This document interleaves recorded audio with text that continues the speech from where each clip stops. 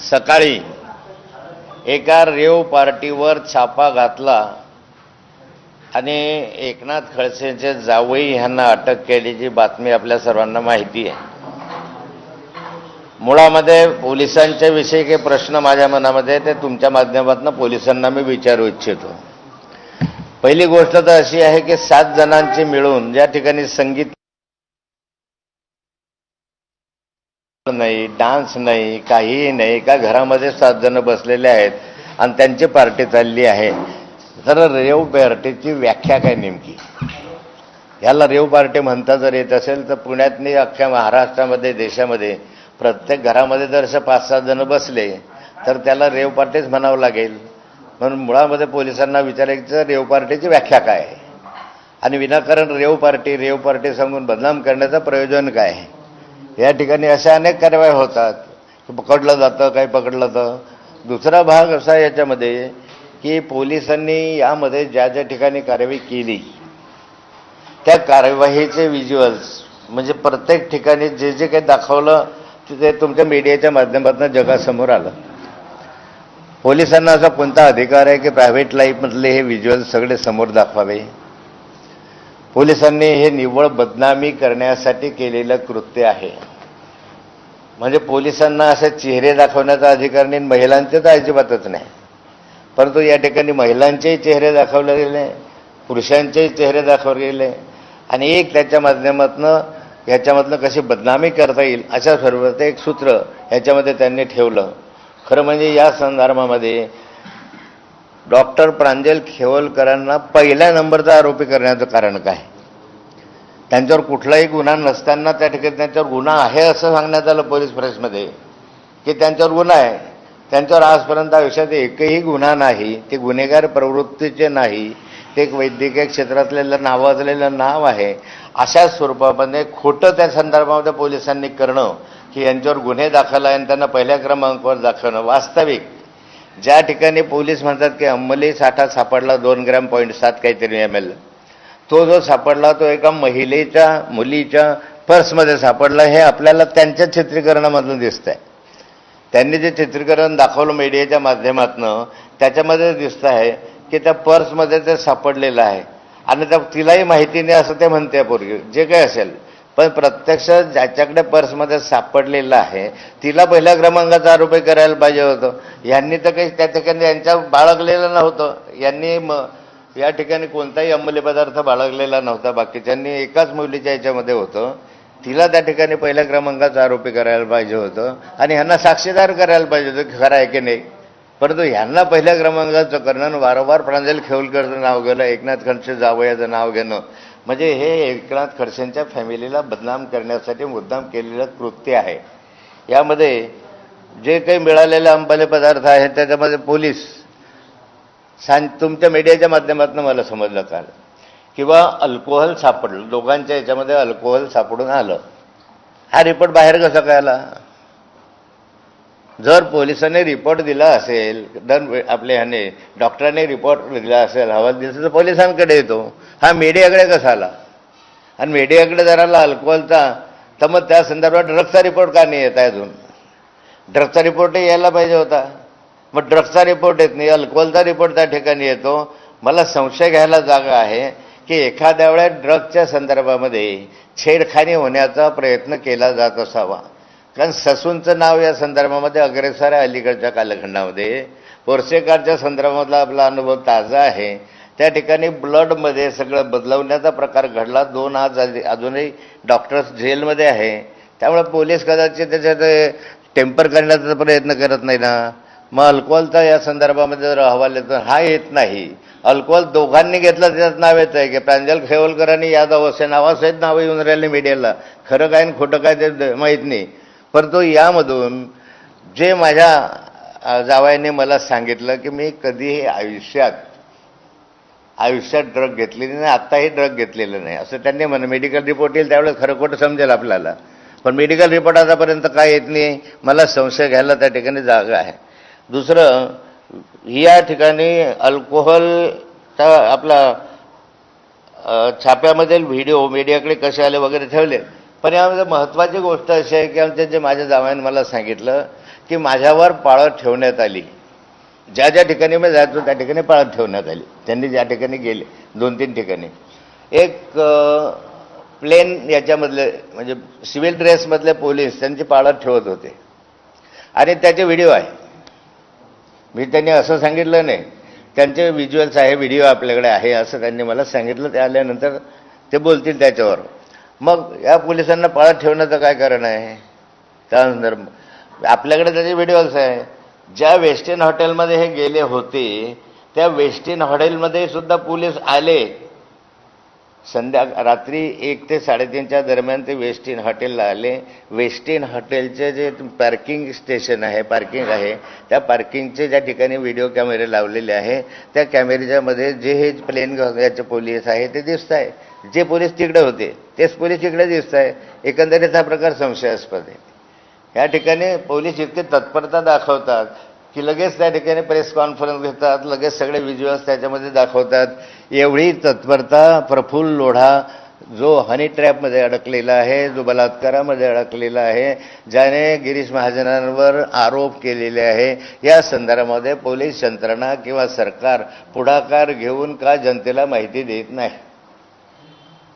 ह्या ठिकाणी बाकी माहिती द्यायला टाळा. खरं तर नाशिकला जे काही सेक्स स्कॅन्डल झालं म्हणा का आणखी काही हनी ट्रॅप झाला म्हणतात त्याची इतके गवगाव त्या ठिकाणी केलं. त्या महिलेने जे आरोप केले त्याच्यानंतर 3 ठिकाणी ते मागे घेतले.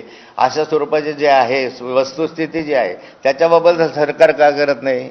एकंदरीत पोलीस यंत्रणा या संदर्भामध्ये कशाही रीतीने खडसे बदनाम झाला पाहिजे अशा स्वरूपाचा हा प्लॅन केलेला दिसतोय. कारण ह्याच्या माध्यमातून हे दिसतंय चित्र की इथे वारंवार खडसेंचे जावई. अरे असेल तर त्याच्यामध्ये कारवाई करा, मी त्याच्याबद्दल नाही म्हणणार नाही. जर सत्य असेल तर कारवाई करायला माझी कुठलीही ना नाही. पण अशा रीतीने जर कोणी प्लॅन करून करत असेल तर ते योग्य नाही. आणि सरकारने याचे उत्तर दिलं पाहिजे, पोलिसांनी उत्तर दिले पाहिजे की बा कशासाठी कोणत्या कारणासाठी व्हिज्युअल्स बाहेर आले, कोणी केले. त्यांच्या समोर पोलिसांनीच हे केले, फोटो काढले. पोलिसांनी फोटो काढले, लगेच मीडियाला आले. पोलिसांनीच त्याचे व्हिडिओ चित्रीकरण कर. 7च्या पलीकडे दुसरा आठवण नव्हताच. पोलिसच त्या ठिकाणी व्हिडिओ चित्रण करायचे आणि जनतेसमोर ते मांडायचे. याचा उद्देश काय? दुसऱ्या ठिकाणी करत नाही. आणि तुम्हाला कुणी अधिकार दिले प्रायव्हेट लाईफमधले हे करायचे? ज्या ठिकाणी माझ्या जावयाचा मोबाईल तुमच्याकडे तुम्ही जप्त केला, एक लॅपटॉप 4 वर्षापूर्वीचा जुनाही तुम्ही घेऊन गेले, आणखी काही घेऊन जायचं असेल तर घेऊन जायचं, त्याची माझी वाच्छा. पण त्या मोबाईलमध्ये आमचे जे फॅमिली फोटो होते ते फोटो मीडियाला येतात कसे? पोलिसांना कोणी अधिकार दिला आमचे फॅमिली फोटो छापायचा? माझ्या पर्सनल लाईफमध्ये तुम्ही काय हस्तक्षेप करू शकता? कुणी अधिकार दिला? आणि कुणाच्या सांगल्यावरून पोलीस हे करत आहेत? कुणीतरी याच्यामागे सूत्रधार आहे. पोलीस बाहुल्यासारखे काम करून राहिलेले आहेत आणि त्यामुळे या संपूर्ण गोष्टीची सखोल चौकशी झाली पाहिजे. यासाठी हे केलं पाहिजे, म्हणजे सखोल चौकशी झाली पाहिजे अशी मी मागणी करणार आहे. आणि या ठिकाणी आज आहेच कोर्टामध्ये जे काही येईल ते होईल, त्याच्याबद्दल नाही. पण संशयाला अनेक ठिकाणी जागा आहे. कारण 2 ग्रॅम असतं तर मग जामीन झाला असता. मग 2.7 करणं, त्या ठिकाणी गांजा दाखवणं, या ठिकाणी अशा स्वरूपाचे प्रयोग केले गेले आहे. मुळात 7च जण बसलेले आहे. तिथं कोणताही नाच गाण्याचा कार्यक्रम नाही आहे, कोणत्याही प्रकारचे लेझर सारखे लाईट नाही आहे, कोणत्याही प्रकारचे दारूचे फार मोठे भंडार नाही आहे. जे शेकडो माणसं असतात त्याला रेव पार्टी म्हणतात असं माझं मत आहे, माझं समज आहे. तो पोलिसांनी याचाही खुलासा केला पाहिजे की 7 जणांचा रेव पार्टी होऊ शकते का? जे प्रायव्हेट पार्टी असेल त्याच्या संदर्भात पोलिसांना अशा स्वरूपाचं रेव पार्टीचं स्वरूप देणं अत्यंत चुकीचं आहे असं माझं मत आहे. कारण खडसेंना बदनाम करण्यासाठी हे चाललेलं आहे. कारण अलीकडच्या कालखंडामध्ये अनेक प्रकरणं आम्ही वारंवार सरकारचे बाहेर आणतो आहे.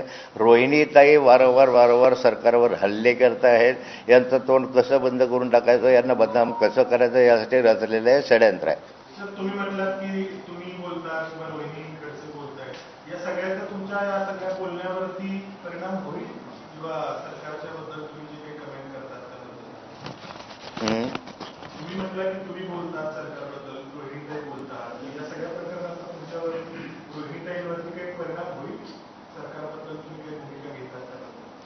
हे बघा, हे काहीही झालं तरी सत्य समोर येईल. न्यायालयामध्ये प्रकरण आहे, त्यामुळे अधिक मी काही जास्त बोलू शकत नाही. जे काही आहे ते सत्य समोर येईलच त्याच्या माध्यमातून. पण याचा अर्थ असा नाही आहे की आम्ही दबून जाऊ. हा लागण्याचा लढा चालू राहणार. जे सत्य आहे ते चालू राहणार. समाजासमोर आम्ही मांडणार. माझा वारंवार सांगितलेलं आहे या ठिकाणी की या संदर्भामध्ये मी वारंवार गिरीश महाजनांच्या संदर्भामध्ये हनी ट्रॅपच्या संदर्भात जे प्रभुत्व लोढा सांगतोय त्याचे उत्तर सरकार का देत नाही. त्या सीडीचं काय एवढं हे होत नाही. मी स्वतः ती सीडी पाहिलेली आहे. त्याने मला ते दाखवलेली आहे. पण बार्गेनिंगमध्ये तो त्याने सांगितलं ते की मी दाखवलं होतं. प्रफुल्ल लोढांनी स्वतः सांगितलं. मी खडसेंनी दाखवलं होतं हे त्यांनी सांगितलेलं आहे स्वतः. त्याची सीडी आपल्याकडे आहे. पण जे दाखवलं ते माझ्याकडे नाही आहे. त्याने दिलंच नाही असंही त्यांनी सांगितलं. मी दिलेलं नव्हतं. मग जे त्याने ते पाहिलेलं आहे त्याच्या संदर्भात चर्चा करावी, चौकशी करावी. तो भाग वेगळा होता. मी त्या भागावर बोलणार नाही. मी आज फक्त एवढ्या भागावर बोलेल की या ठिकाणी माझ्या जावयांनी हे सगळं व्हायच्या आधीच हे सांगितलेलं होतं की हे पाळत असे असे आणि असे असे व्हिडिओ कॅमेरे आमच्याकडे आहे. तर त्याच्या चौकशा करा ना तुम्ही. त्या जाऊ द्या तो प्रकार. मागचा त्या प्रकाराचा छडा आम्ही लावूच. आणखी नाशिकच्याही प्रकरणाचा लावूच. आणखी आमच्याकडे साताऱ्याचं प्रकरण एक आलेलं आहे हनी ट्रॅपच्या संदर्भामधलं. 2 माजी मंत्र्यांचं आणि एक मंत्र्यांच्या मुलाचं तेही आलेलं आहे. ते खात्री करू आपण. तिथल्या लोकल चॅनलनं ते प्रकाशित केलेलं आहे. महाराष्ट्रावर अशा स्वरूपाचे चाललेले आहे. हे पुढे येऊ नयेत म्हणा प्रयत्न दिसतोय. पण याचा अर्थ असा होणार नाही की तुम्ही आम्हाला बदनाम करा. सांगली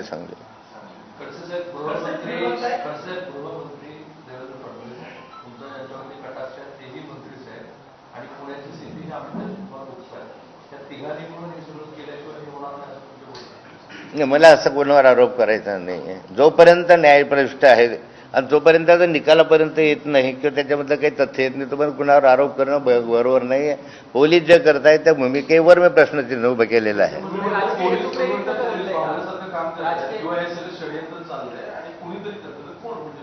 येईल ना समोर. कोण हा असता तुम्ही. असं आहे, मी अनेक वर्षापासून राजकारणात आहे. मी शोधपत्रिका पाहिलेली आहे. आता तुम्ही शोधा ना. तुम्हालाच आव्हान करतो. नाही जे काही आता याचे उत्तर मीडियाने शोधा ना. तुमच्या सूत्राकडून जे माहिती येईल ते शोधा. करा ते.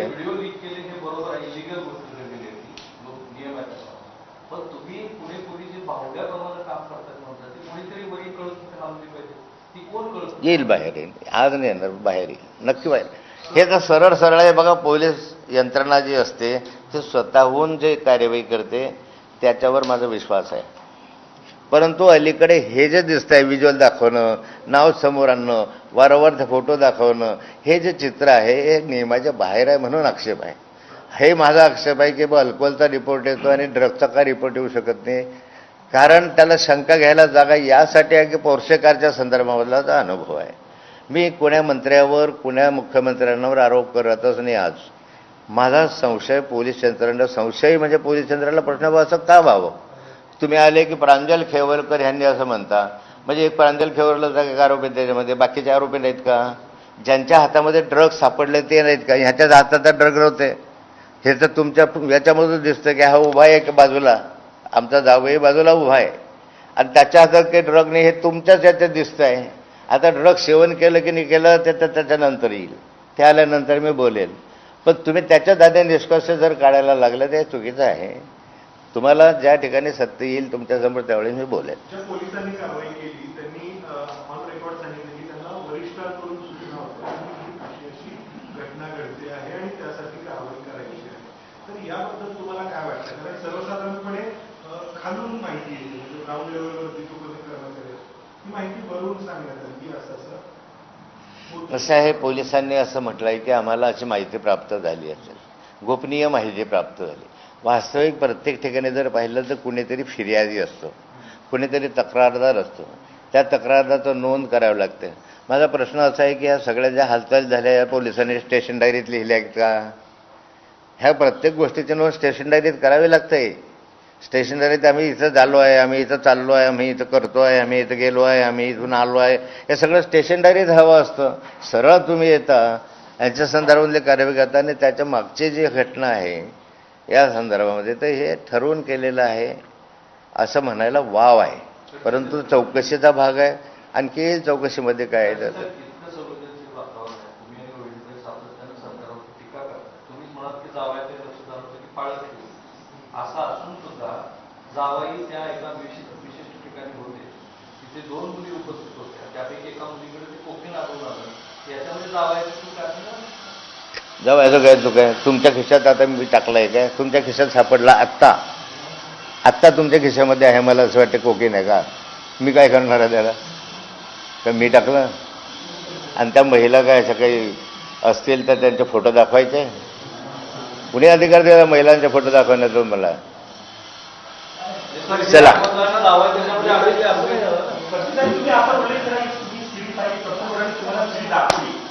चला आता तो विषय